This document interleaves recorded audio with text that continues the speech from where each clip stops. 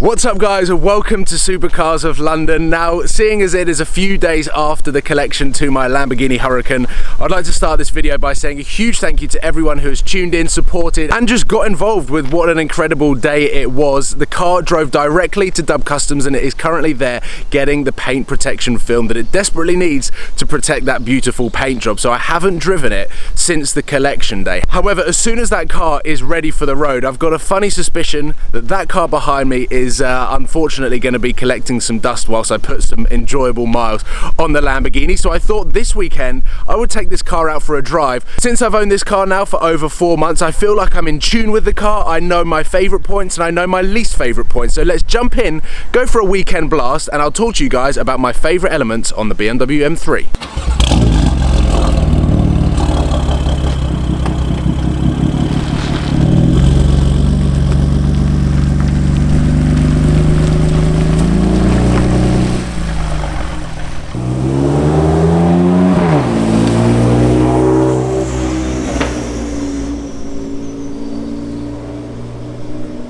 Now that I've put about 5,000 miles on my BMW M3 and most recently driven its main competitors, I've driven a C63 Saloon on the Top Gear test track and I've driven Tony's Alfa Romeo Giulia Quadrifoglio.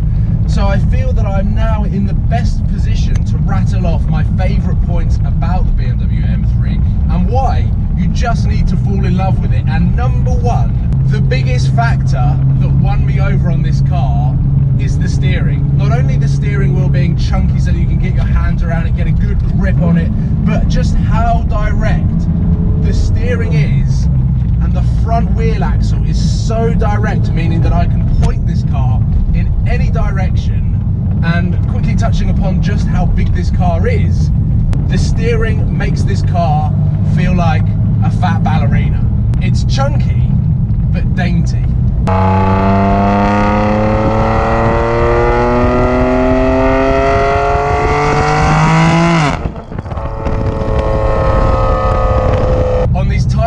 Country roads, I've got the car entirely set up in Sport Plus, meaning the steering, it is its most direct and also most aggressive, meaning that it's at its heaviest so that I have as much feel through the front wheels as I could possibly want. A lot of people that have driven an M3 or own an M3 prefer comfort, and to me comfort is the sort of town driving. It feels a little bit more lighter. There is still an amazing amount of feel through comfort, but when I'm on a morning hoon I have everything in Sport Plus because I feel that it is just everything at its rawest.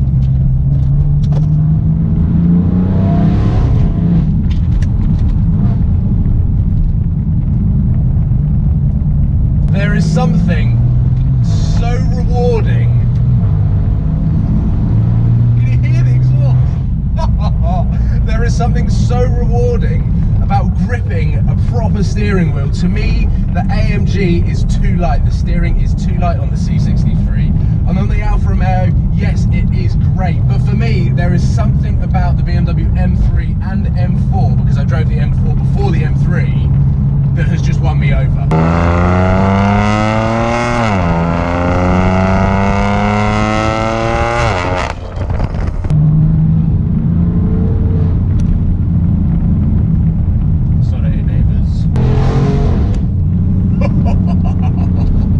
And number two is the split personality. I can switch between M1 and M2, which is again the sort of side note as to why I love this car so much.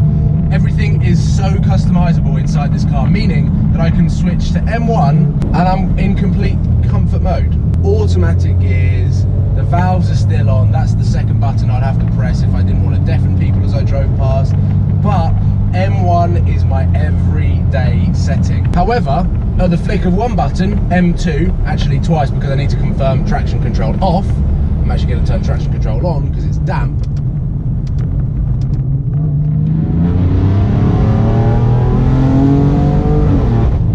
Oh, ho, ho. Let's go. Oh, you can see when I'm letting off that my whole body jolts forward because the amount of power that this car pulls is unheard of. Well, it's not really actually, because the AMG and the Quadrifoglio are more powerful. But anyway, for a 4-door saloon, it's a lot. Now the fun factor on the BMW M3 not only comes from the steering, but it also comes from the power to weight ratio and the overall balance that this car holds, meaning that it is one of my favourite bits of the car. It's also one of Chris Harris's favourite bits of the car. Now I can't go too crazy on public roads, but I do have quite a lot of footage from the airfield of me doing stupid things like this. Now, of course, that is the hooligan inside of me, but I have only recently discovered how to control a power slide oversteer, how to control a drift.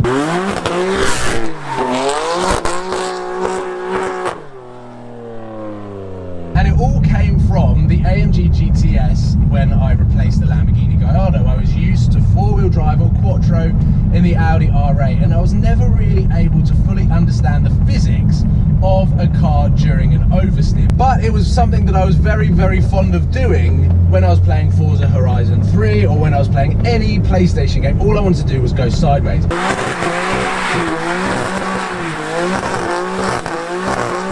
This car has turned me into a bit of a drift demon. I still don't feel like it is my skill that is holding the drift. I feel it is more the way that BMW have engineered this car to be so balanced during an oversteer power slide that it basically complements my driving skills to the point where I feel like I am actually doing the drift. I have got traction control fully off, everything is in Sport Plus, so technically I am in control, but at the same time the tyres that I've got on and the way this car is set up means that I feel like I'm a drift king. Now, last on my list is probably the most boring one, which I've kind of saved it till last. It's the fact that it is the most practical car that I've ever owned, meaning that in itself is one of the reasons why I love it so much. My first car was a Vauxhall Astra SXi, which was the 2-door, which had the overextended massive doors that opened out onto anything. Even if any object was not close whatsoever, my car's door managed to open onto it. A 4-door saloon with enough boot space to carry 4 people's luggage on a family holiday makes this car one of the best cars that I've ever owned. And I know that on Supercars of London and Supercars in general, we don't necessarily talk about practicality, and that's one thing that I'll probably touch upon on my Lamborghini Huracan when I show you in a little bit more detail just how impractical that car is. That car makes up for it. Now, the only real niggle that I have about this car is on startup, it always starts in one mode. The engine is efficient, the suspension is in sport, and the steering is in sport. The auto start stop is always on as well, meaning that when I start this car up, I've got a little bit of a routine. So I put my foot on the brake, start the car up, immediately put it into M1, which I've set up, meaning now everything is in comfort mode, and then I have to press this button here to turn start stop off. I'm not a fan of automatic start stop, and I always try and turn it off. But that's the only real niggle that I have about this car. Everything else, this is everything that I dreamed of and more. The sound system, which I can't really show you unless I put some sort of non-copyright music over the top of it, it just won't work. The sound system's incredible. The interior, even though it's straight out of the 3 Series, with the carbon fibre, just adds to the special feeling that I get when I sit inside this car. And the white seats as well. I'm a massive fan of white seats, and that was one of the main things that I wanted when I was looking for a new daily. I wanted white seats because I think it just makes the videos look cooler. So that was the one influence that I had from YouTube